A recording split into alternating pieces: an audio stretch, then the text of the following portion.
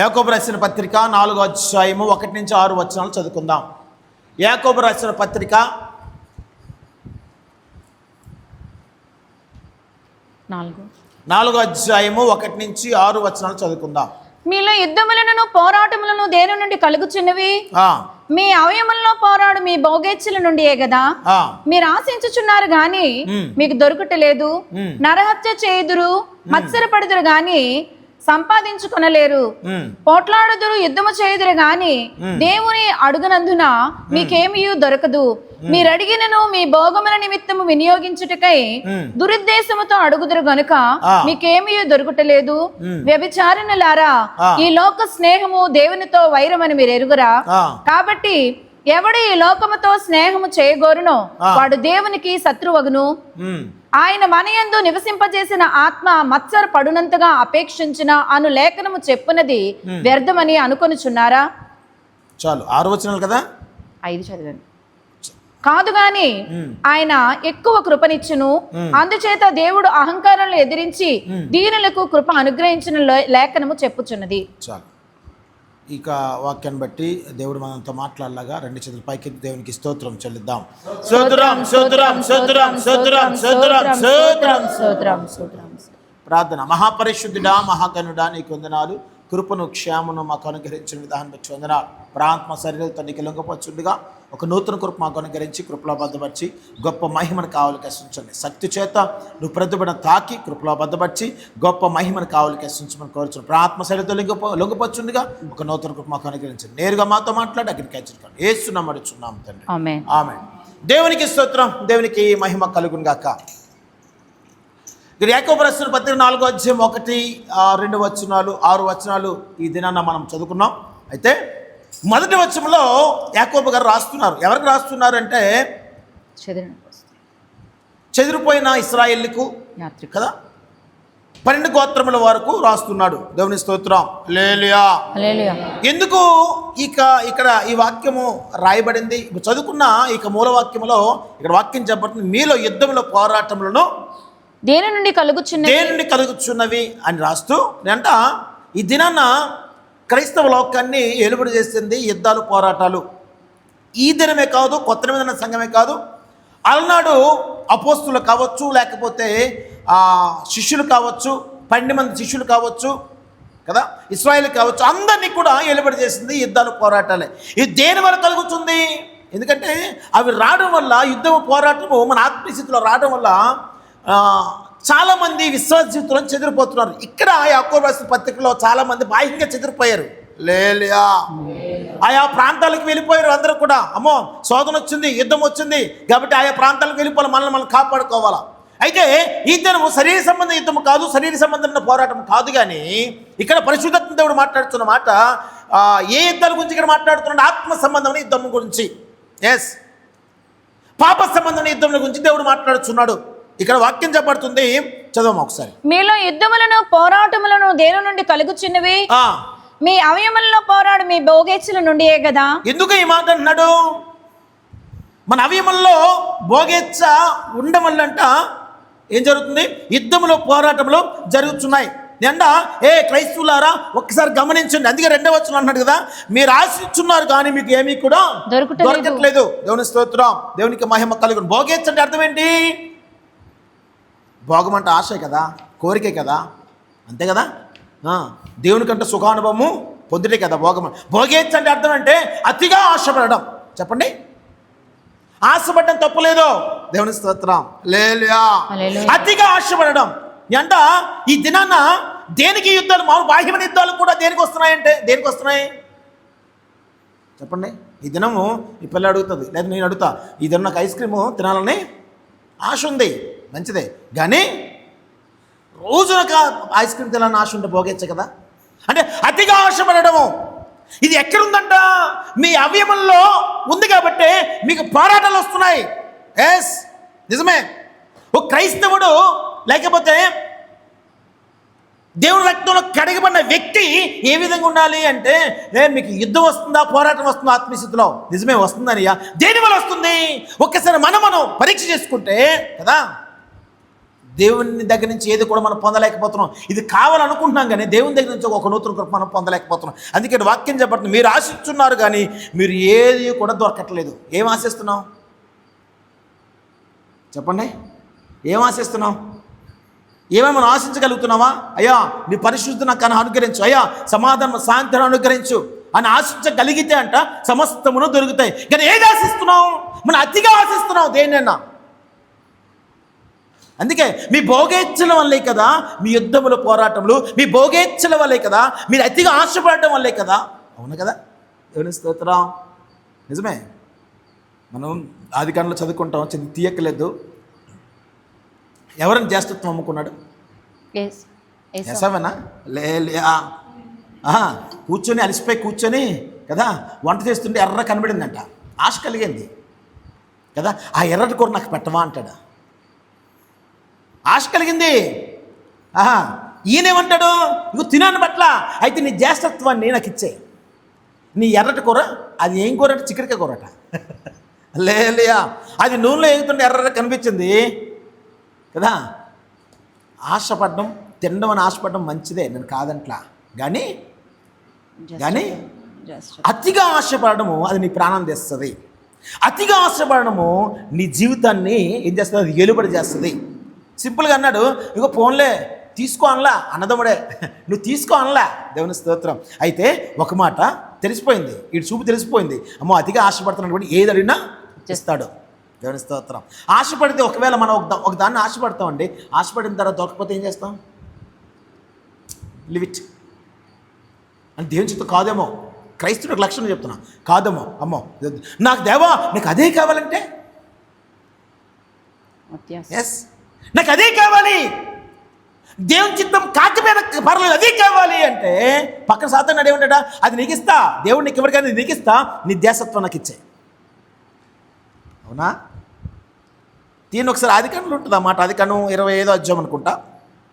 ఆదికాండము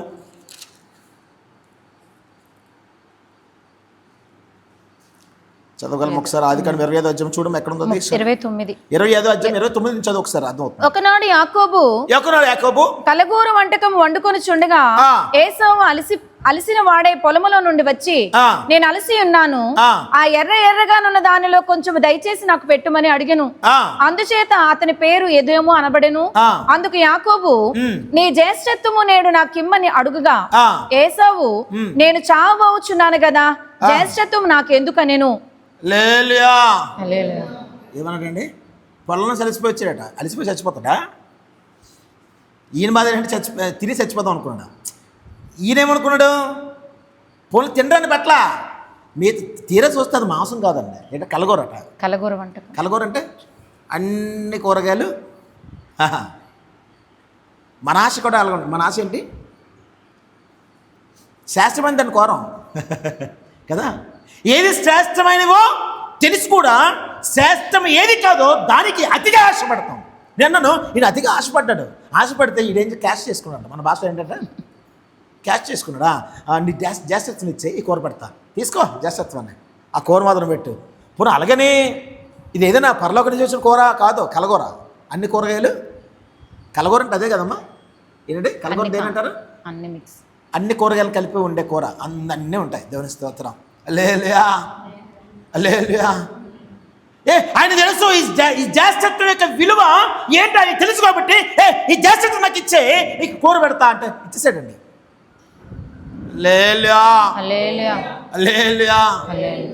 అంటే ఈ భోగేచ్ఛ అతిగా ఆశపడుట ఎవరిని నిలబడి చేసింది?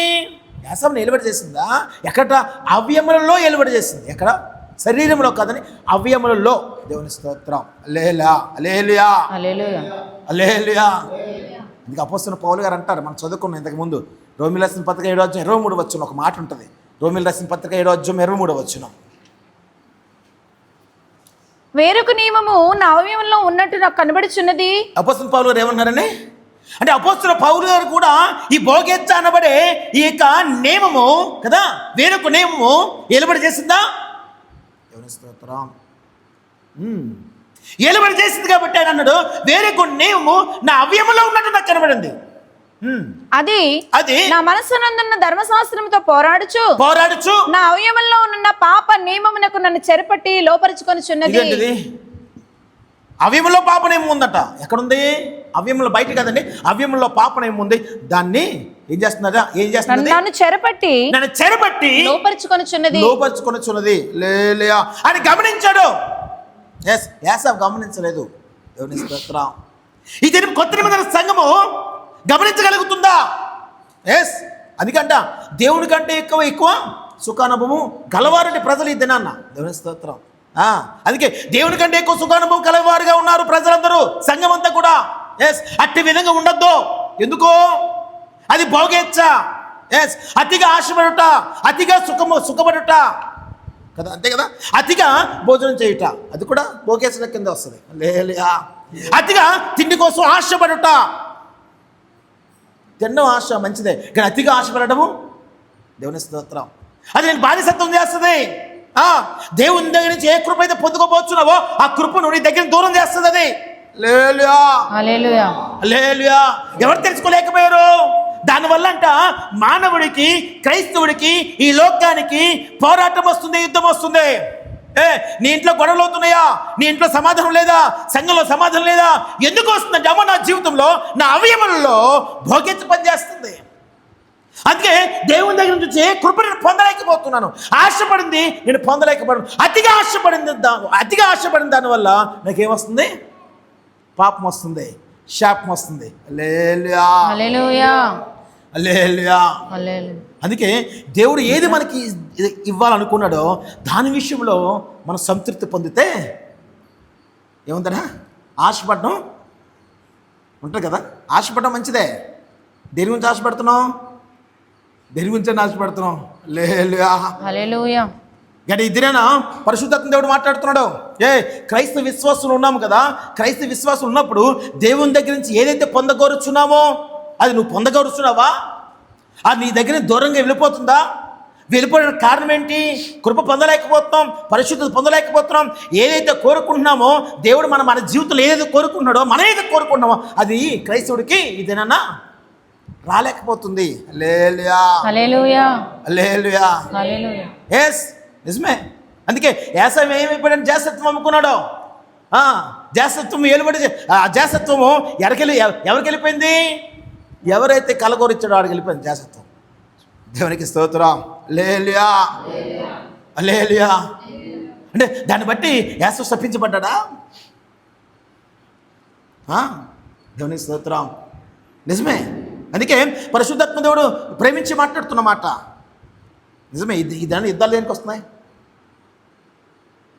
చెప్పండి? దేనికి పోరాటాలు యుద్ధాలు జరుగుతున్నాయి ప్రపంచంలో? అది నాకు కావాలన్నప్పుడే కదా, అంతే కదా.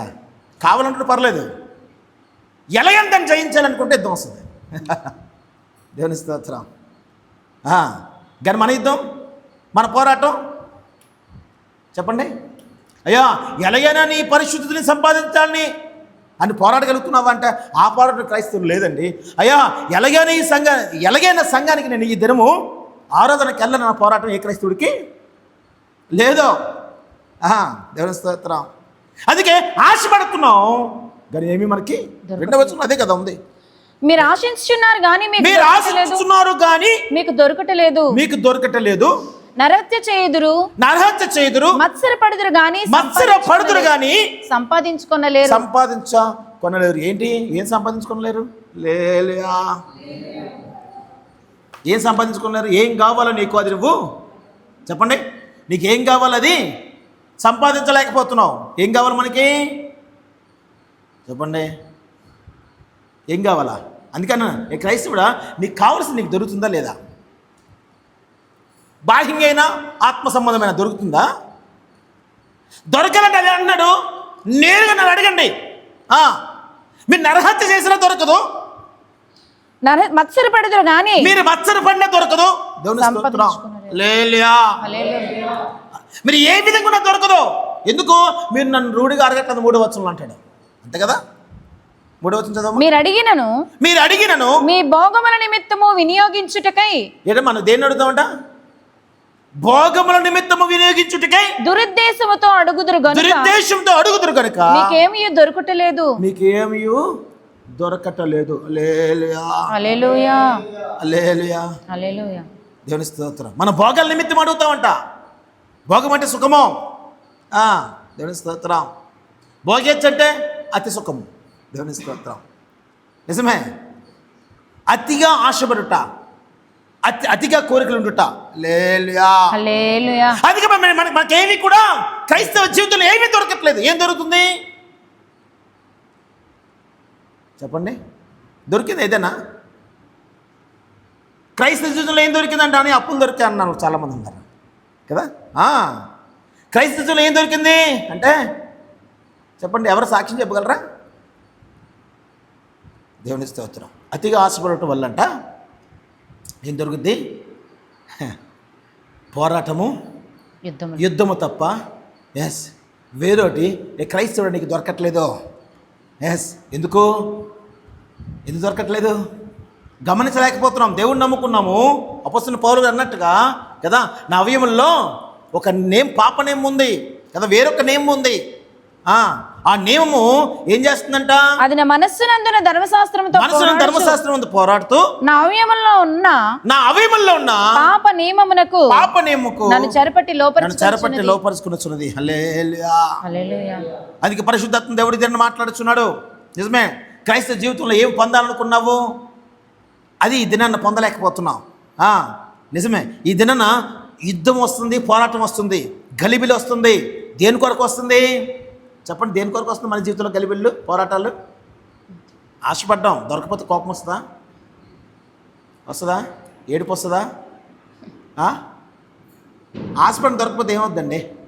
ఇప్పుడు పిల్లలు అడిగింది అలా అమ్మనే, అమ్మ ఎత్తవంటే ఇవ్వదు. చాలా ప్రయత్నం కోపం వస్తుంది. కోపం దేనికి దారి తీస్తుంది? యుద్ధానికైనా, పోరాటానికైనా, దానికైనా. కానీ క్రైస్తవుడు ఇదేంటిది, నేను కోపడుతున్నానే, నా చేతులు ఉన్నదని నేను కొడుతున్నానే. హల్లెలూయా. ఇది దేని వల్ల వస్తుంది? నేను ఆశపడటం వల్లే కదా, నాలో భోగించే కదా. దేవుడు మాట్లాడుతున్నాడే, అది మీ అవయవంలో ఉన్న భోగించడం వల్లే కదా ఈ పోరాటాలు, యుద్ధాలు వస్తున్నాయి. దాన్ని తీసివేసుకున్న మీరు. హల్లెలూయా. నిజమే. ఈ భూమి మీద ఉన్న అవయవాలన్నీ కొలసీలు రాసిన పత్రిక 3:5 ఒక మాట చెప్పబడుతుంది. ఈ భూమి మీద మనకు అవయవాలు ఉన్నాయండి. ఏంటి అవి? కొలసీలు రాసిన పత్రిక 3:5 5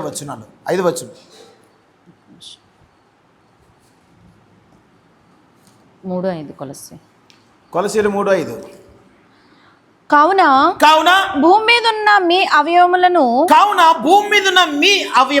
అనగా జారత్వము అపవిత్రత కామాతురత దురాశ విగ్రహారాధన అయిన ధనాపేక్షను చంపివేయుడి. అంటే ఏం చంపాలా? భోగేచ్చని చంపనా? ఇవన్నీ భోగేచ్చలేనా? ఇవన్నీ భోగేచ్చలేనా? దేవుని స్తోత్రం. దీన్ని ఏం చేయమన్నాడు ఆయన? దేవుని స్తోత్రం. చివరిలో ఒక మాట ఉంటుంది, విగ్రహారాధన ధనాపేక్ష. అంటే క్రైస్తుడు వేరే విగ్రహం చేయట్లేదు. ధనాపేక్ష కలిగి ఉంటే నువ్వు విగ్రహారాధికుడివే, విగ్రహాన్ని పూజించినట్టే. దేవుని స్తోత్రం. అంటే తెలియకుండానే ఒక క్రైస్తవ సంఘాన్ని ఈ భోగేచ్చన్నది నీ అవయవంలో ఉండి అది నిలబడి చేస్తుంది. దేవుని కృప పొందకుండా ఏం చేస్తున్నట? ఆటంకపరుస్తుంది నిన్ను. అందుకే మనము ఏది పొందలేకపోతాం. 2వ వచనంలో చెప్పినట్టుగా, దేవుని స్తోత్రం. 3వ వచనంలో చెప్పినట్టుగా కదా, 3వ వచనంలో ఏం చెప్పబడుతుంది? మీరు అడిగినను మీ భోగముల నిమిత్తమే. అంటే అర్థం ఏంటి? అయ్యో నాకు అది కావాలి, నాకు అది ఇస్తావా?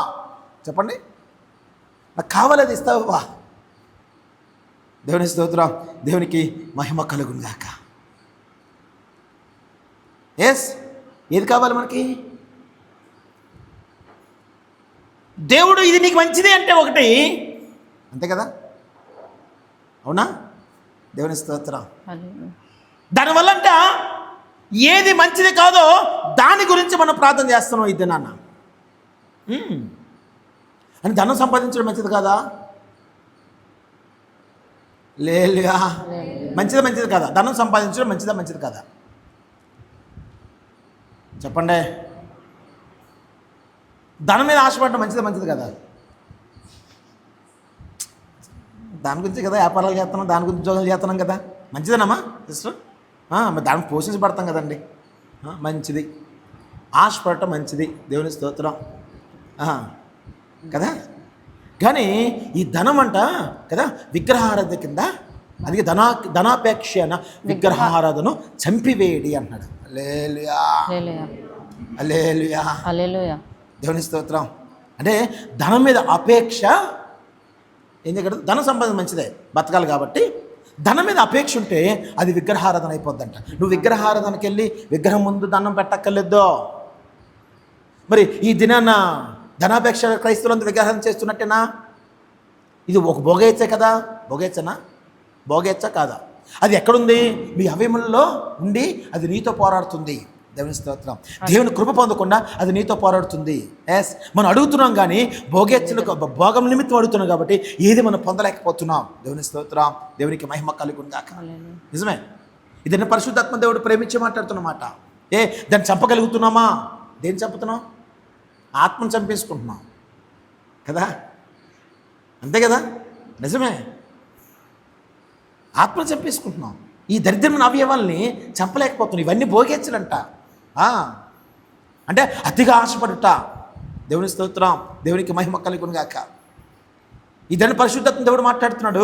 మనకి ఏ అవయవాలు ఇవ్వబడ్డాయి చెప్పండి? ఏ అవయవాలు ఇవ్వబడ్డాయి? బాహ్యమైన అవయవాలు కాదు. ఏ అవయవాలు ఇవ్వబడ్డాయి? దేంతో పోరాడుతున్నాయి? దేంతో పోరాడుతున్నాయి? అవయవంలో పోరాడుతున్నాయట. ఇంకో అవయవం ఇవ్వబడింది. ఏమివ్వబడ్డాయి? మనసు, హృదయము, అంతరంగ స్వభావము, పరిశుద్ధత, ఆత్మ, ఇవన్నీ ఒక అవయవాలే కదా. వాటితో ఇవి పోరాటం చేస్తున్నాయి. మనం ఏం చేస్తున్నామంటే శరీరం కలిగి ఉన్నాం కాబట్టి కదా, శరీరేచ్ఛలకు లోబడిపోయి దేవుడి నుంచి వచ్చే కృపను పొందలేకపోతున్నాం. అడుగుతున్నాం కానీ ఏం అడుగుతున్నాం అర్థం కాని స్థితి. ఎలా ప్రార్థన చేయాలో తెలియని స్థితి. హల్లెలూయా. అడుగుతున్నామా అంటే మీ భోగం నిమిత్తం మనం అడుగుతున్నాం. మన ప్రార్థన ఎలాగుంటే చెప్పండి ఒకసారి. హల్లెలూయా. అయ్యా నీ చిత్తము. యేసుక్రీస్తు ప్రభు ప్రార్థన చేశాడు. ఏం చేశారు ఆయన? నీ చిత్తం మీద గిన్నె తీశారు. అవునా? ఆయన ప్రార్థన అంతా కూడా నీ చిత్తం నెరవేర్చబడును గాక. అన్నీ కూడా నీ చిత్తం నెరవేర్చబడును గాక. దేవుని స్తోత్రం. హల్లెలూయా. ఏది కూడా ఆయన భోగముల నిమిత్తం ఆయన అడగలేదండి.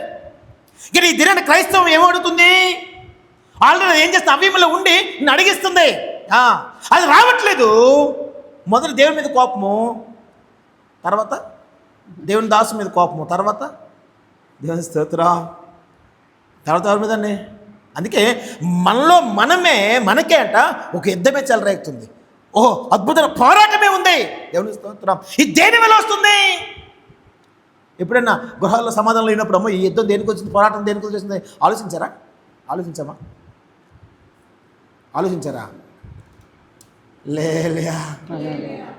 హల్లెలూయా. ఆలోచించారా?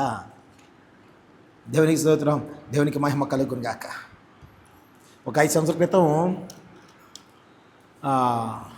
పశ్చిమ గోదావరి జిల్లా అనుకుంటా, అక్కడ ఈ క్రైస్తవ సంఘాలను పాస్టర్లందరినీ ఒకడు మోసగించాడు. ఏంటి? 1,00,000 రూపాయలు ఇస్తే 10 లక్షలు ఇస్తా. ఎవరిని టార్గెట్ చేశాడంటే పాస్టర్లనే. ఆశకు కదా. దేవుని స్తోత్రం. వీళ్ళందరూ ఏం చేశారంట? బార్లు బంగారం తాకడెట్టి ఒక్కొక్కరు 15 లక్షలు, మొత్తం 15 కోట్లకి 20 కోట్లకో ఆడు క్రైస్తవుడే నొల్లేసుకొని వెళ్ళిపోయాడు. వీళ్ళందరూ టీవీ నైన్ దగ్గరకు వచ్చి పెద్ద యుద్ధమే చేస్తున్నారు. అందరూ ఒక పాస్ అంటున్నారు, నా భార్యకి 10 తొల్ల బంగారం కొన్నానండి. పాస్టర్ కొన్నాడట ఆయన. 3 సంవత్సరాలు నాతో పోరాడింది, అప్పుడు దేవుడు నాకు ఇచ్చాడు ఆ బంగారం. దేవుని స్తోత్రం. కింద ఒక కామెంట్, దరిద్రం వదిలేసింది అన్నాడు ఎవడో. బంగారంతో పని దరిద్రం వదిలేసింది, నీ సేవ చేసుకోరు బాగా అన్నాడు ఎవడో. తర్వాత పెందుకు పాస్టర్లు కొంతమంది వరకు మనం పాస్టర్లు పరుగు పోతుంది, మీ టీవీల దగ్గరికి వెళ్ళకండి, పోయింది వదిలేండి. అలా అన్నాం. అందరూ భార్యల బంగారం తీశారట, పాస్టర్ బంగారం ఎందుకండి? ఈ భోగిచ్చల వల్ల ఏమవుతుంది చెప్పండి? ఈ భోగిచ్చల వల్ల దేవుని సంఘంలో వచ్చిన డబ్బులన్నీ తీసుకెళ్ళి మీరు వచ్చి లైవ్లో చెప్పడం ఒకటి 5 years అవుతుంది జరిగే, 4-5 years అవుతుంది. దేవుడిచ్చిన బంగారం అండి, అది తాకట్టు పెట్టించారండి, ఆడు మోసం చేశాడండి, పెద్ద పెద్ద ధర్నాలు చేశారు. ఆ బంగారం కోసం 2-3 సంవత్సరాలు నాతో మావిడ మాట్లాడలేదండి. అంతరంగ పోరాటము, అంతరంగ యుద్ధము. ఒరే దేనికి చూస్తుంది అని ఇద్దరు కలిసి మోకరించి ప్రార్థన చేస్తే, అవును కదా నువ్వు కోరే కాబట్టి, అతిగా ఆశించావు కాబట్టి కదా ఈ యుద్ధాలు పోరాటాలు. ఏది లేకపోతే ఏది లేదు కదా, అంతే కదా. కోరికలు ఉండడం తప్పు కాదు, అతిగా కోరుకోవడం అవునా? ఇది భోగించే కదా, అది దేంటో నీ అవయవులతో పోరాడుతుంది. అది పోరాడి నేను ఎక్కడ తీసుకెళ్తుంది? ఏదైతే దేవుని దగ్గర నుంచి పొందాలని ఆశీర్వాదం ఉందో ఆశీర్వాదాన్ని అది దొంగలిస్తుంది, ఏసావుని దొంగలించినట్టుగా. నిజమేనండి. దావీదు ఎందుకు యుద్ధం చేశాడు చెప్పండి? దావీదు ఎందుకు పోరాటాలు చేశాడు చెప్పండి? ఇశ్రాయేలు ఎందుకు పోరాటాలు చేశారు? ఎందుకు యుద్ధాలు చేశారు? దేవుని మాట అంటే ఏది లేదు కదండి. దేవుని మాట ఏది లేదు. వాళ్ళు ప్రయాణం చేస్తున్నప్పుడు వాళ్ళకి ఏం కావాలి దేవుడు ఇచ్చాడు, కానీ ఇంకా ఆశపడ్డారు అతిగా, ఇంకా కావాలి ఇంకా కావాలి. దేవుని స్తోత్రం. దావీదు కూడా అంతే కదా. దేవుని స్తోత్రం. బైబిల్లో దావీదుకి దగ్గర 6 భార్యలు ఉన్నట్టుగా వాక్యం చెప్పబడుతుంది. అండ్ రాజుగా అయినప్పుడు ఇంకో స్త్రీని ఏం చేశాడు? ఆశించాడు. దేవుని స్తోత్రం. దానివల్ల ఆయన నిజమే అతిగా ఆశించాడు, దానివల్ల పాపం చేశాడు, దానివల్ల హత్య చేశాడు. నిజమే. దానివల్ల అనేక యుద్ధాలు ఎదుర్కొన్నాడు, కుటుంబంలో యుద్ధం ఎదుర్కొన్నాడు. జాగ్రత్త ఆలకించాలా. దేవుని యొక్క చిత్తము చేయలేని స్థితిలో ఉన్నాడు. అనేక యుద్ధాలు నిజమండి. రాజయ్య కూడా అనేక శోధనలు, యుద్ధాలు, పోరాటాలు చేశాడు. చేసినట్టు వాక్యం చెప్పబడుతుంది. ఎప్పటికే ఆయన ముసలయ్యేటప్పటికట పాపం చేయడానికి అవకాశం వచ్చినా అని చేయలేదు అని వాక్యం చెప్పబడుతుంది. దేవునికి స్తోత్రం. హల్లెలూయా హల్లెలూయా హల్లెలూయా. అంటే అర్థం ఏంటి?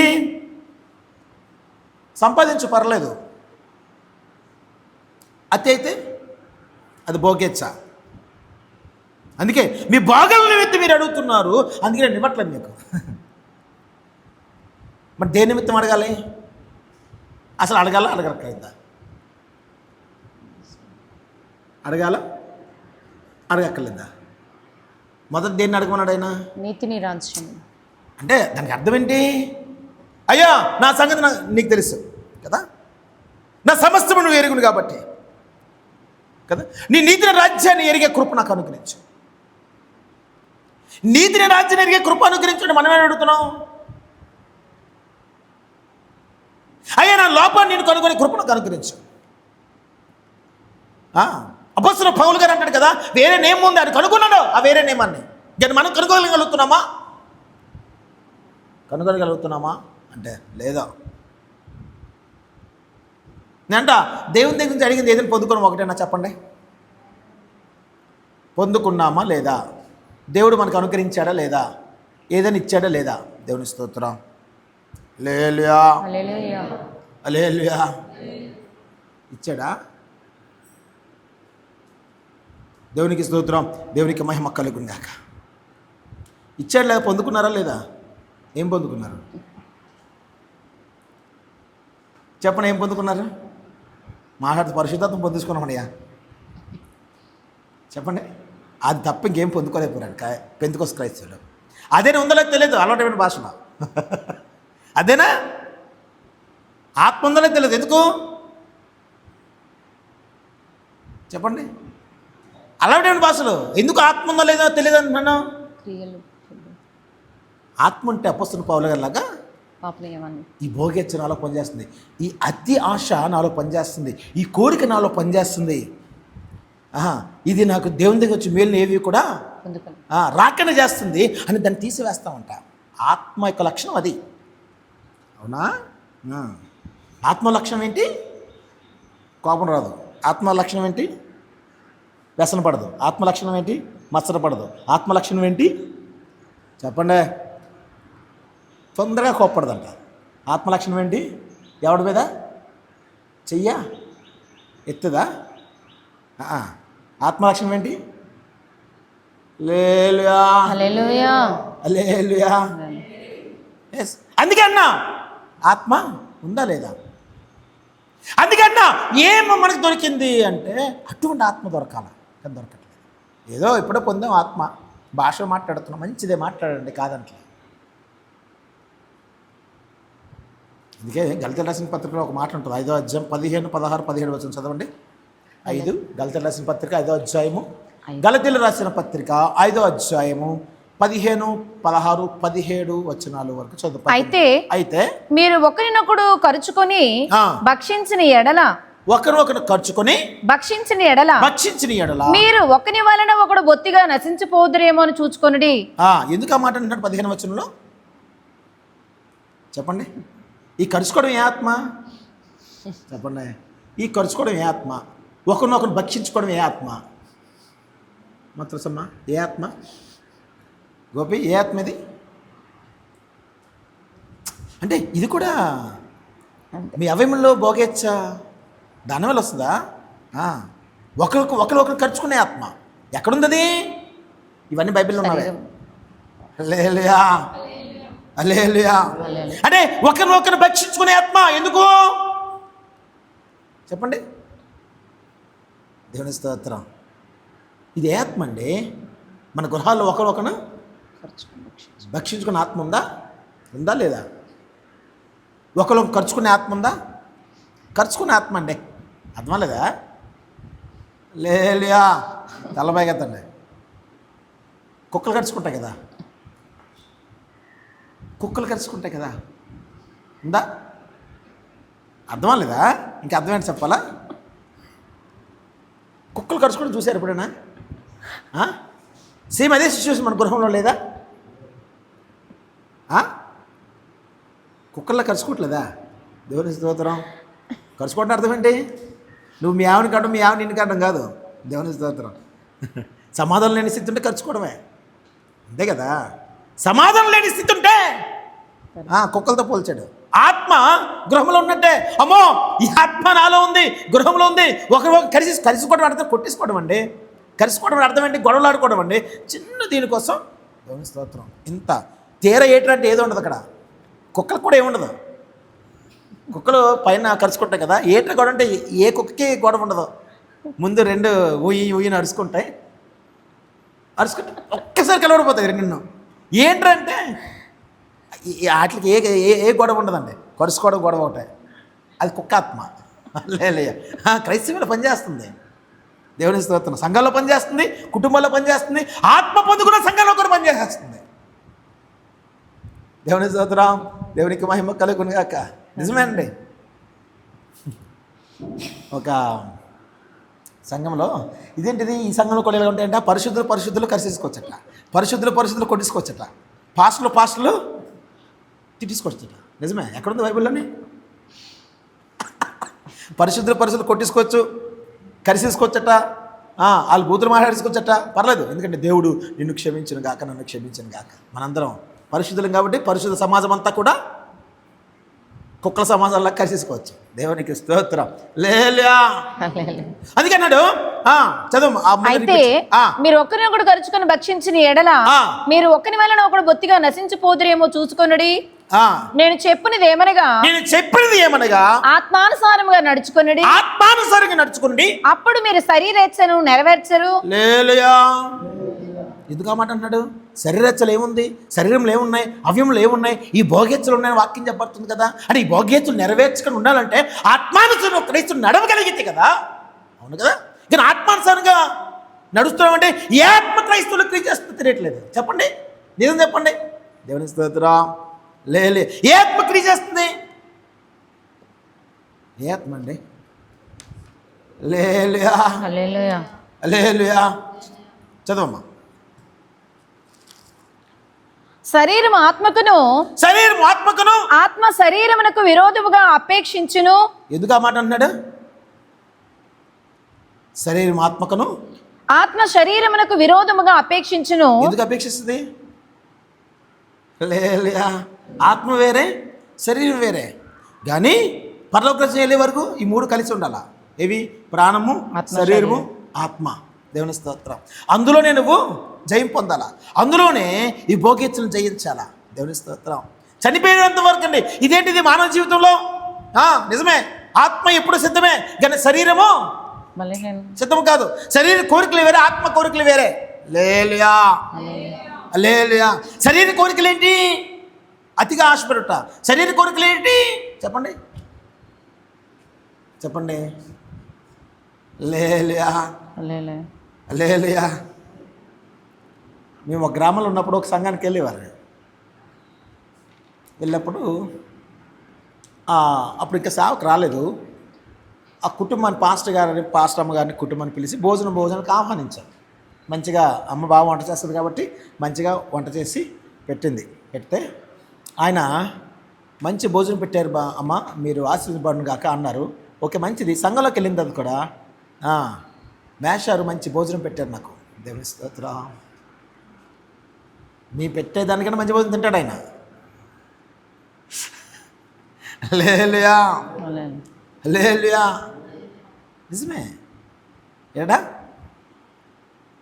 ఈ భోగేచ్ఛలు ఏం చేస్తున్నాయి? భోగేచ్ఛ అంటే తిండి కూడా తెలుసు కదా. తిండి మీద కూడా అపేక్ష కలిగి ఉండుట. దేవుని స్తోత్రం. హల్లెలూయా. ఏం చేస్తుంటే నేను చెరబడుతున్నాయి. ఎందుకంటే ఆత్మ వేరే, శరీరం వేరే. నిజమే, ఆత్మ వేరే, శరీరం. అదే కీర్తనలు 25 అనుకుంటా, దావీదు ప్రార్థన చేస్తున్నాడు. నా ఆత్మను నీ దిక్కున చూసిన ఆత్మను ఎత్తుకొనిచున్నాను. 25 కీర్తన 25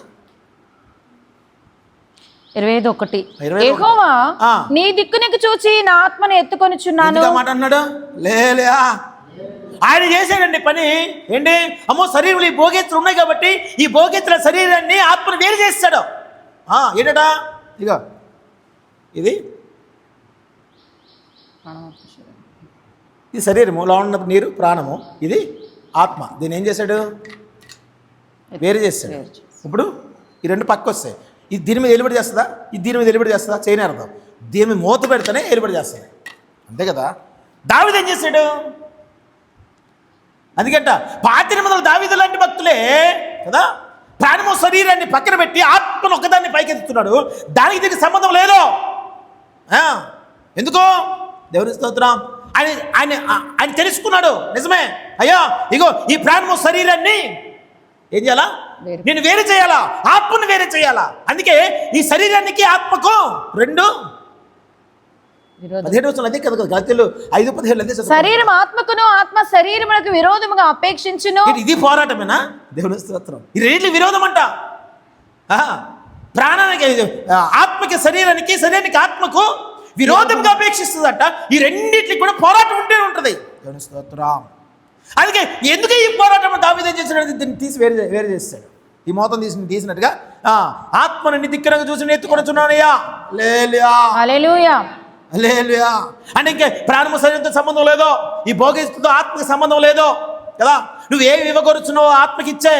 దేవుని స్తోత్రం. నేను ఏం పొందాలనుకుంటున్నానో అది ఆత్మకి ఇచ్చే. దేవుని స్తోత్రం. ఆయన చేసిన పని అదే.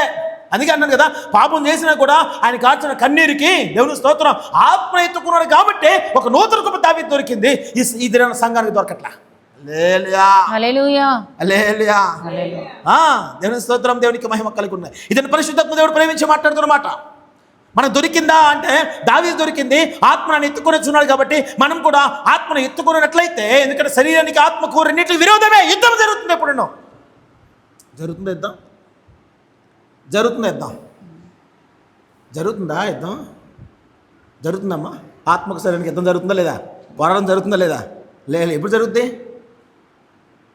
చెప్పండి. పౌలు గారు అంటారు కదా, ఏమంటారు?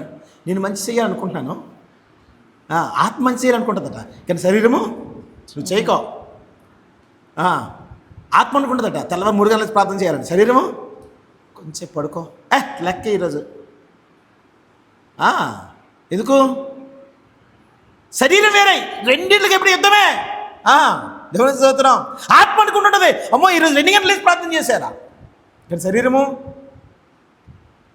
చెప్పండి 5 గంటలు లెగిద్దాంలే, అది కాస్త 7 అయిపోద్ది.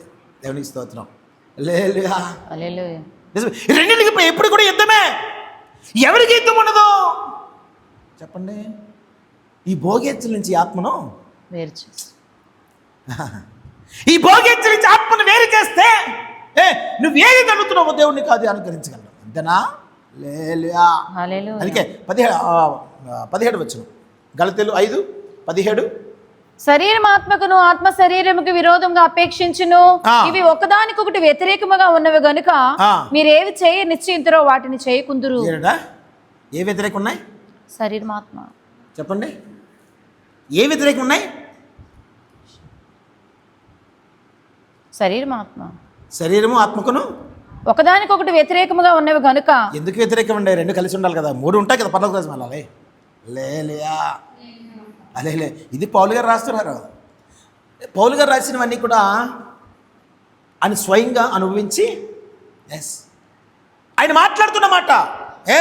సంఘానికే ఇవి అనుభవించాను, నిజమే. నేను శరీరం కలిగి ఉన్నాను, ఆత్మను కలిగి ఉన్నాను, ప్రాణం కలిగి ఉన్నాను కదా. భోగేచ్ఛలు కూడా నాలో పనిచేస్తాయి, పాపమేమో నాలో పనిచేసింది. అయితే వాటిని నేను కనిపెట్టాను. నేను ఏ స్థితిలో పడిపోయినా నాకు తెలుసు. అందుకే దాన్ని నేనేం చేశాను? ఆత్మ ద్వారా జయించాను. 8వ వచనం లేదంటే రోమీయులు 8, 1, 2, 3 వచనం. కాబట్టి ఇప్పుడు క్రీస్తు యేసునందున్న వారికి ఏ శిక్షా విధియు లేదు. క్రీస్తు యేసునందు జీవమునిచ్చే ఆత్మ యొక్క నియమము పాప మరణముల నియమము నుండి నన్ను విడిపించెను. ఎట్లనగా ధర్మశాస్త్రము దేనిని చేయజాలకపోయెనో దానిని దేవుడు చేసెను. శరీరం అనుసరింపక ఆత్మను అనుసరించి నడుచుకుని మనయందు ధర్మశాస్త్ర సంబంధమైన నీతి విధి నెరవేర్చవలనని పాప పరిహారం నిమిత్తము దేవుడు తన సొంత కుమారుని పాప శరీరాకముతో పంపి ఆయన శరీరమందు పాపములకు శిక్ష విధించెను. హల్లెలూయా. దేని ద్వారా? ఆల్రెడీ ఇది ఆత్మ సంఘం కదా. ఏ సంఘం అంది? కొత్త సంఘాలు కూడా ఆత్మ అంటే పింపులు ఉన్న సంఘాలు. కొందరు ప్రసంగాలు బయట ప్రసంగాలు పిలిచినప్పుడు పాస్టర్ పేరేరు. ఎవరు మెసేజ్ అంటే పరిశుద్ధాత్ముడు అంటారు. మెసేజ్ పరిశుద్ధాత్ముడు అంటారు, కానీ అంత పరిశుద్ధాత్మ ఉండదు అక్కడ. నిజమే. దేవుని స్తోత్రం. హల్లెలూయా. అంటే ఈ భోగేచ్ఛను జయించాలని నువ్వు జయించగలవా? నువ్వు కనిపెట్టాలంటే కనిపెట్టగలవా? నిజమే. మానవుడికి ఆశ ఉండాలి. అతిగా ఆశ పెడితే కదా ఏమవుతుందంట? దేవుని స్తోత్రం. దేవుని దగ్గర వచ్చే ఏ కృపావరము కూడా, ఏ కృపను కూడా, ఏ ఫలమును కూడా నువ్వు పొందలేవు. హల్లెలూయా. అందుకే పరిశుద్ధాత్మ దేవుడు మాట్లాడుతున్న మాట, నీకు ఏది దేవుడు ఇస్తాడో దాని నిమిత్తమే నువ్వు సంతోషించి, అయ్యా నాకు ఇది ఇచ్చావు, నీకు స్తోత్రం. హల్లెలూయా. నిజమే. మన సంఘంలో ఒకడు ఉండేవాడు, ఇప్పుడు రావట్లేదు, ఎప్పుడో మానేసాడులే, 3 సంవత్సరాలు అయింది. కొంతమంది తెలుసు. మన కారులో కూర్చొని అని ఇటువంటి కారు ఎప్పుడైనా కొనాలని అనేవాడు. ఈడికి తెలిసాడు. అప్పుడప్పుడు ఆయన తీసుకెళ్తాడు అక్కడికి. ఫ్లైట్లో కూర్చున్నట్టుంది, ఇంతకీ ఆడు ఎప్పుడు ఫ్లైట్ ఎక్కలేదు, ఫ్లైట్లో కూర్చున్నట్టుందని. అని ఎలాగే ఉంటుంది ఫ్లైట్ అన్న, ఎలాగే ఉంటుందిరా అన్న. ఎప్పుడైనా ఈ కారు కొనాలని అనేవాడు. ఈ బిల్డింగ్ చూసి ఎప్పుడు కడతాను ఈ బిల్డింగ్ అనేవాడు. ఆ సైట్లను చూసి ఎప్పుడు కొంటానో సైట్లు అనేవాడు. నిజమే. ఆశ ఉన్న మంచిదే, కానీ అతిగా ఆశపడితే ఏముందట? అతిగా ఆశపడ్డాడు, సంఘం నుంచి దూరం అయిపోయాడు. నేను వెళ్ళమని చెప్పలా, దొంగ ప్రవచనం చెప్పి డబ్బులు కలెక్ట్ చేయడం స్టార్ట్ చేశాడు. మంచి కృపావరం ఇవ్వబడ్డాయి, అవన్నీ కూడా గాలికి వెళ్ళిపోయాయి. అలా నాకు ఫోన్ చేసి మీ కూడా మనం డబ్బులు అడుగుతున్నాను అన్నవారు. మా సంఘంలో వాడిని చెలిపాడు, మీ ఇష్టం ఇచ్చుకుంటూ అది మానండి. హల్లెలూయా. హల్లెలూయా. ఇప్పుడు ఇటు కాని స్థితి. ఏ సంఘానికి వెళ్తున్నావా? మంది అలవాటు ఎక్కడికి వెళ్తా ఉంటాడు మళ్ళా, ఎక్కడికి వెళ్ళాలా? హల్లెలూయా. హల్లెలూయా. నన్ను ఉపదేశంలో కట్టబడ్డామంటే సామాన్యం కాదండి. ఉపదేశంలో కట్టబడి కదా, ఏదైతే పాపనేమో ఉందో దాన్ని జయించుటే ధన్యత. జయించలేకపోతే ఏం దొరుకుతుంది జయించలేకపోతే? లేలియా. జయించలేకపోతే ఏంటంటే యుద్ధం, పోరాటమే. అందుకే ఒకవేళ మీ గృహాల్లో లేదా మీ ఆత్మీయ జీవితంలో కదా ఒకవేళ యుద్ధాల పోరాటాలు ఉన్నాయేమో ఒకసారి చూసుకోండి. అది దేని వల్ల వస్తుంది? దాన్ని కట్ చేయాలా, అంతే కదా. అందుకే మనం చదువుకున్న గలతీయులు 5:17-18 కూడా చదవమ్మా. 17-18 వరకు. మీరు ఆత్మచేత నడిపింపబడిన ఎడల ధర్మశాస్త్రమునకు లోనైన వారు కారు. చదువు. శరీర కార్యములు స్పష్టమై ఉన్నవి. అవేవనగా జారత్వము, అపవిత్రత, కాముకత్వము, విగ్రహారాధన, అభిచారము, ద్వేషములు, కలహములు, మత్సరములు, క్రోధములు, కక్షలు, భేదములు, విమతములు, అసూయలు, మత్తతులు, అల్లరితో కూడిన ఆటపాటలు మొదలైనవి. వీటిని గూర్చి నేను మునుపు చెప్పిన ప్రకారము ఇట్టి వాటిని చేయువారు దేవుని రాజ్యమును స్వతంత్రించుకొనరని మీతో స్పష్టముగా చెప్పుచున్నాను. హల్లెలూయా, హల్లెలూయా, హల్లెలూయా, హల్లెలూయా. ఏమంటున్నాడు? దేవుని రాజ్యాన్ని మనం స్వతంత్రించుకోమంట. దేవుని స్తోత్రం. ఇవన్నీ దేని వల్ల వస్తాయి? శరీర కార్యాలు. దేని వల్ల వస్తాయి ఇవన్నీ? దేవుని స్తోత్రం. ఇవన్నీ మన శరీరం నుండి ఎలుబడి చేస్తున్నాయి. జాగ్రత్త. శరీరం నుండి ఎలుబడి చేసినప్పుడు నువ్వు గ్రహించలేకపోతే నీ ఆత్మను వేరు చేయలేవు. నువ్వు నీ ఆత్మ మీద ఇవి వెలుబడి చేస్తాయి. ఎస్, కోరుకోవడం మంచిదే, నేను కాదంట్లా. ఆశపడడం మంచిదే, కాదంట్లా. కానీ ఈ ఆశ ఏ విధంగా ఉంది? ఈ భోగేచ్ఛ ఏ స్థితిలో కనబడుతుంది? ఈ భోగము కదా ఏ స్థితిలో ఉంది? ఒకవేళ ఇది రాంగ్ రూట్లోకి వెళ్తుందా లేదా? మనం అనుకోవచ్చు చాలా సింపుల్, ఏంటుందో అనుకోవచ్చు కదా. అన్న దేవుని దృష్టిలో నీ యొక్క జ్యేష్ఠత్వాన్ని అది దొంగలిస్తుందంట. హల్లెలూయా, హల్లెలూయా, హల్లెలూయా. అందుకే యాకోబు రాసిన పత్రిక 1:14 ఒక మాట ఉంటుంది. 1:14 అక్కడ శోధన గురించి, శ్రమ గురించి ఒక మాట వస్తుంది. ప్రతి వాడును తన స్వకీయమైన దురాశ చేత ఏడ్వబడి మరులు కొల్పబడిన వాడే శోధింపబడును. దురాశ గర్భమును ధరించి పాపమును కనగా పాపము పరిపక్వమే మరణమును కనును. ఎందుకు ఈ మాట అంటుందండి ఇక్కడ? ప్రతివాడును తన స్వకీయమైన దురాశ చేత ఏడ్వబడి. ఏ దురాశ? సొంత దురాశ, స్వకీయమైన దురాశ వల్ల ఏడ్వబడి మరులు కొల్పబడిన వాడే శోధింపబడును. శోధరం అంటే అర్థం ఏంటి? శోధన ఎలాగొస్తుందట? పోరాటం ఎలాగొస్తుందట? యుద్ధం ఎలాగొస్తుంది? స్వకీయమైన దురాశ. ఎస్, ఈ భోగేచ్చిన దురాశ. ఎస్ అంట, ఈ భోగేచ్ఛల వల్ల దురాశ కలిగి ఉంటాం. నిజమే. ఎప్పుడైతే దురాశ కలిగి ఉంటామో దేవుని స్తోత్రం, ఏమొస్తుందట? పోరాటం వస్తుంది. ఇంకోటి ఫ్రీగా వస్తుంది మనకి. ఏమొస్తుంది? దురాశ వల్ల ఏమొస్తుంది అన్నాడు? దురాశ గర్భమును ధరించి పాపమును కనగా పాపము పరిపక్వమే మరణమును కనును. దేవుని స్తోత్రం. ఈ ఫ్రీ, కష్టపడట్లేదు. నిజమే. ఏ సంగమా, మీరందరూ ఆత్మను అనుగ్రహించి ఆత్మను పొందుకొని కదా దేవుడు మాట్లాడినట్టుగా గర్భం దాల్చగలుగుతున్నారంటే దాల్స్తున్నాం. ఏ గర్భం పుట్టిందో తెలుస్తుంది. పాపమా దేవుని క్రియలా? హల్లెలూయా. అప్పుడు ఈ మరణాన్ని తీసుకుపోతున్నది. నిజమే. అందుకని నేను వాక్యం ఆలకిస్తున్నావా? ఆలకించు, మంచిదే.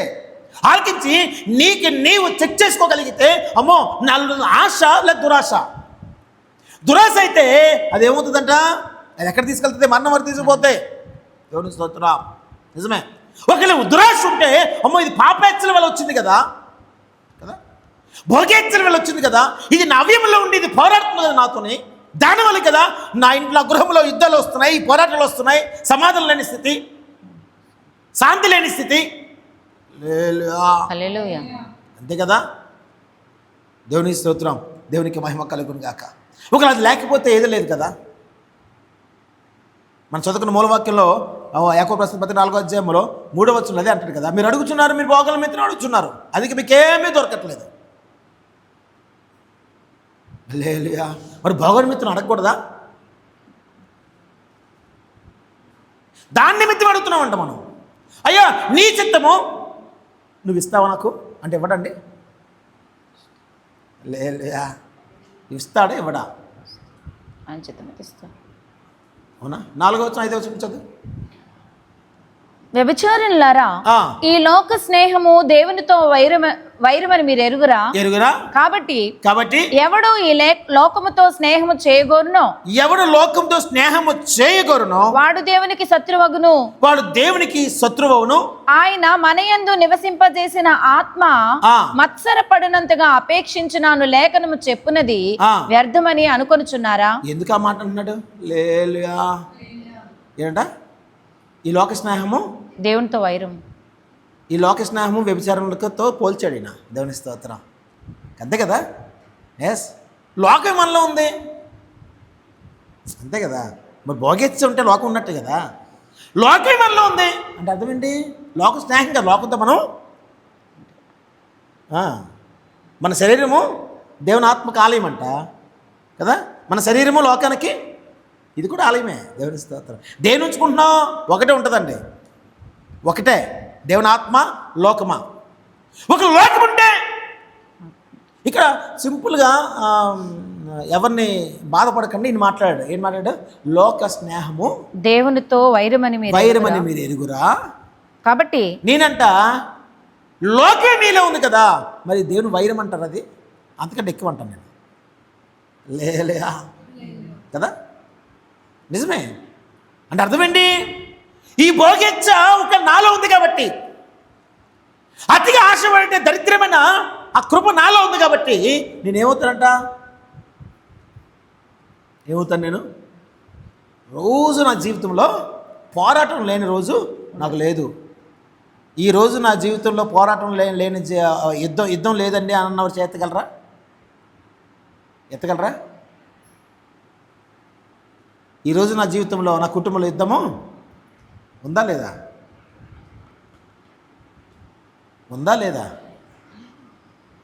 ఉందా? రోజు యుద్ధమే కదరా, అంతే కదా. దేవుని స్తోత్రం. మాట్లాడితే యుద్ధం, భోజనం చేస్తే యుద్ధం, పడుకున్న యుద్ధమే, పోరాటమే. ఇది దేని వల్ల వస్తుందో? మోకరించి ప్రార్థన చేసే కృప పొందలేకపోతున్నాం. అమ్మో ఇది ఉంది కాబట్టే కదా. దేవుని స్తోత్రం. దేవునికి మహిమ కలుగును గాక. అయ్యా నాకు సహాయం చెయ్యి అని అడగలేకపోతున్నాం. వాళ్ళు అడిగినా ఏమడుతున్నావు? నా బాగుల నిమిత్తమే. దేవుని స్తోత్రం. దేవునికి మహిమ కలుగును గాక. మీ కారు కొనకముందు అయ్యే కారు కొనడం దేవుని అడిగాం. సేమ్ ఇదే కారు. అప్పుడు ఇంకా మార్కెట్లోకి రాలా. అప్పుడు మార్కెట్లోకి కారు రాలేదు. నాకు దర్శనం చూపిస్తాడు దేవుడు. ఏంటి మొత్తం అది జస్ట్ లైక్ ఇన్నోవాలాగా ఉంటుంది కాబట్టి, దేవుడు ఇన్నోవా, అప్పుడు కాస్ట్ ఎక్కువ, ఇన్నోవా ఇస్తాడా? అలాగే ఉందంటే నేను కప్పిన దాన్ని ఎత్తి చూస్తున్నా, సేమ్ ఇన్నోవాలాగా ఉంది. అప్పటికి ఇంక ఈ మోటార్ రాలేదు. సేమ్ ఇదే వైటే. కప్పి ఉంది కాబట్టి టైం పడుతుంది అనుకున్నాం. ఆడ మానేసాం. చిన్న కారు ముందు ఇచ్చాడు. ఇదేనా దర్శనం చూపించే కారు అది కదా. దర్శనం చూపించే కారు ఏంటి? ఇది ఇప్పుడు కొన్న కారు. నిజమే. 2010, 2011లో చిన్న కారు కొన్నాం, సెకండ్ హ్యాండ్. అది కాదు కదా. మరి నీ స్టేజ్ ఇద్దరా అని ఇచ్చాడు దేవుడు. ఆ తర్వాత సేవలోకి వచ్చిన తర్వాత అప్పుడు డబ్బులు కొనలేదండి. అంటే అంటాను మన ఆశపడి దేవుడు ఎలాగైనా మళ్ళీ ఏంటి అతి ఆశ పనికి రాదు. దేవుని స్తోత్రం. డబ్బులను మాత్రం కొనలా. అయ్యా నీ స్వార్థ పనికి రావాలా మేము అనుకుంటుంటాం. ఇప్పుడు పనికి వస్తుంది స్వార్థకి బాగానే. నిజమే. ఫ్యామిలీ అకేషన్స్కి ఎప్పుడు దాంట్లో ఏదో రేర్ వెళ్ళడం, కానీ ఎక్కువ సువార్తకే వాడుతున్నాం. లేదు అంటే దేవుడు ఇస్తే ఏ విధంగా ఉంటుంది? ఆశీర్వాదం ఉంటుంది. కానీ మనం కోరుకుంటే అందుకే దేవుని ఆత్మకు తెలుసా, నాకు కనబడింది అది కదా అంటే ఇది నాకు 11 లక్షలు వస్తుంది, అదైతే 35 లక్షలు. నా అతి ఆశ వెళ్ళిపోతే ఏమవుద్ది చెప్పండి? ఏమవును? అప్పులు చేయాలా? అంతే కదా. అప్పులు చేసుకొని దాని ఫైనాన్స్ కట్టలేక ఒక టైరు 2 టైర్లు అమ్మేసి, లేదా కారుని అమ్మేసి ఇంకో కారు కొని, ఆ కారు అమ్మేసి ఇంకో కారు కొని, ఇంక సేవ చేయట్లేదు. ఈ కార్లు అమ్మడం కొనడం పని మీద ఉండాలి.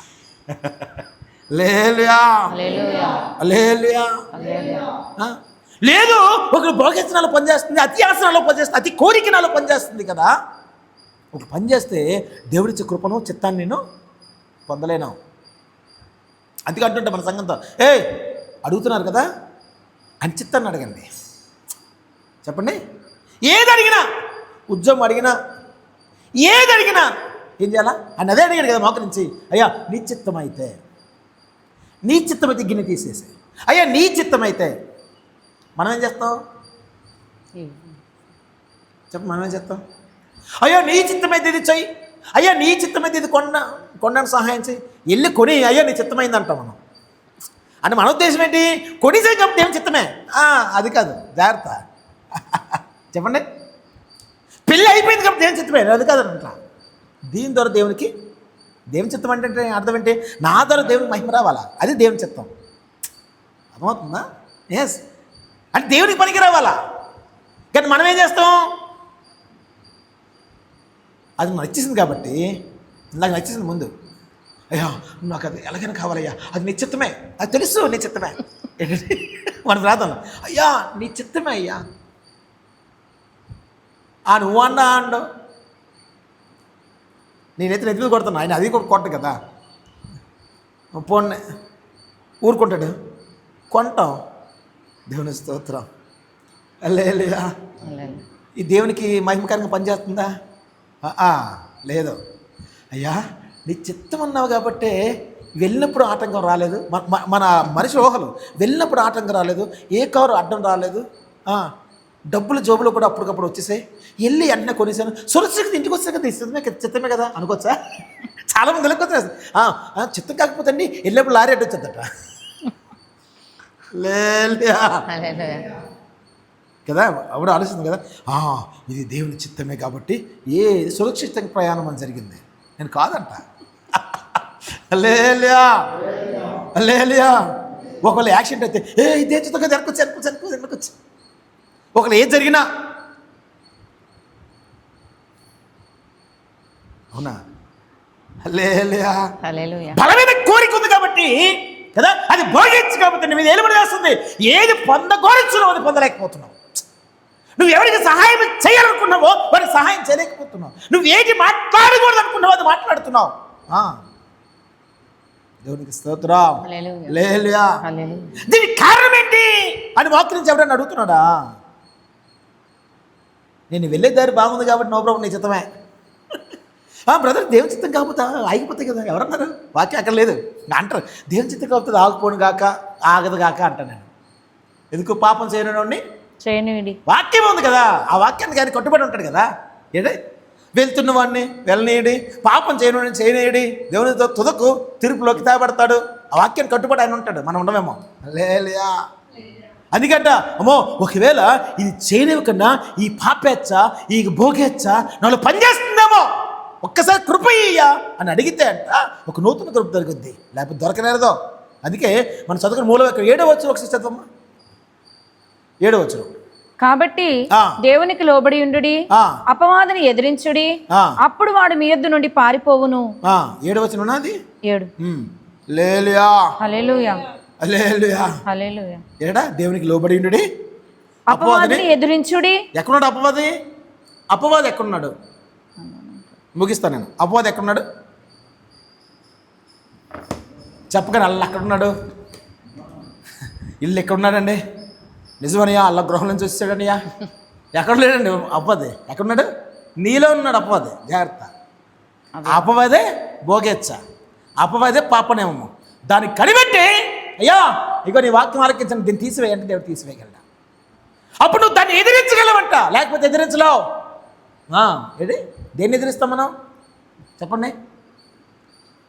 భర్త భార్యను ఎదిరించడం ఈజీ, భార్య భర్తను ఎదిరించడం ఇంకా ఈజీ, బిడ్డలు తల్లిదండ్రులు ఎదిరించడం చాలా ఈజీ. అండి దాని కృప పొందక్కల్లా, అంతే కదా. కృప పొందారు సంజీవి.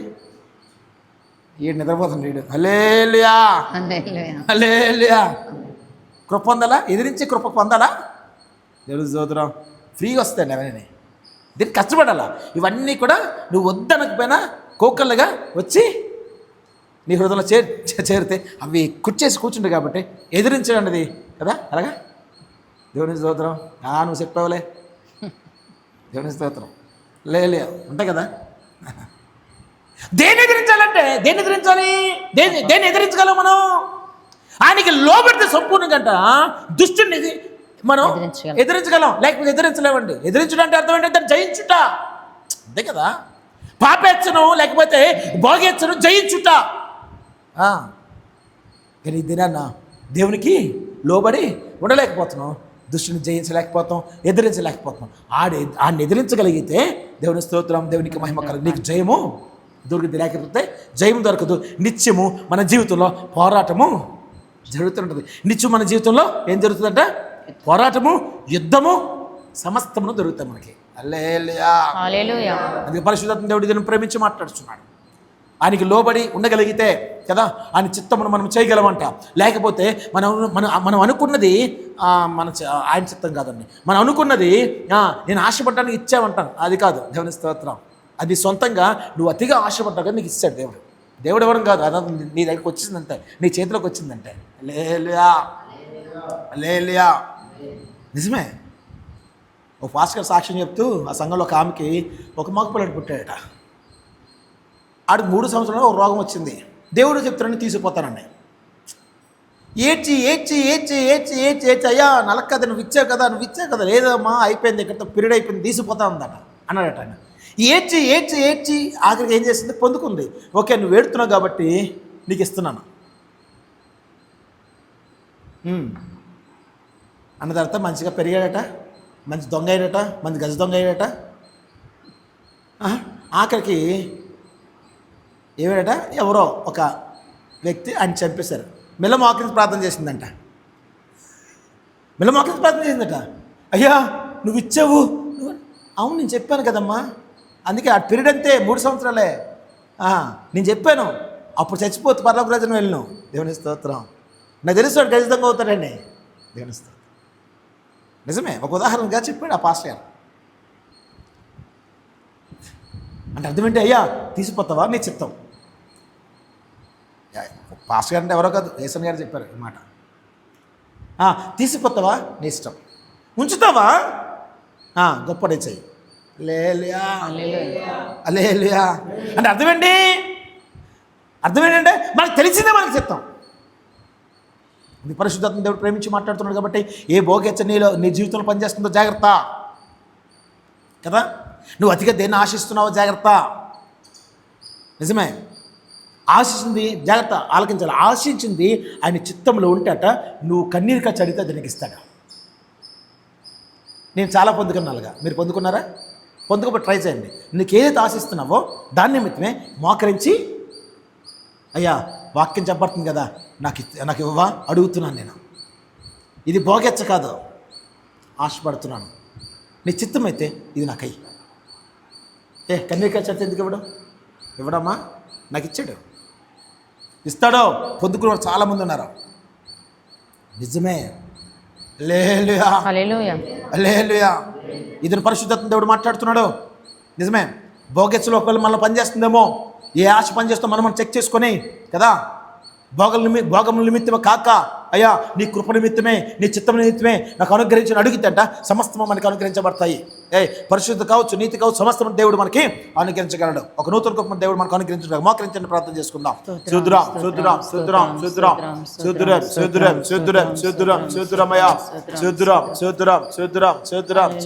శుద్రమయ్యా